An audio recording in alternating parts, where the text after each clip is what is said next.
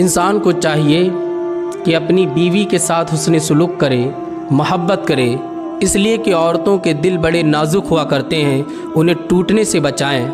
आका फरमाते हैं, जिसने अपनी बीवी की दिलजोई की और उसके साथ हुस्न सलूक किया तो अल्लाह की नेमतें उस बंदे के ऊपर होती हैं, हमेशा वो खुश रहता है।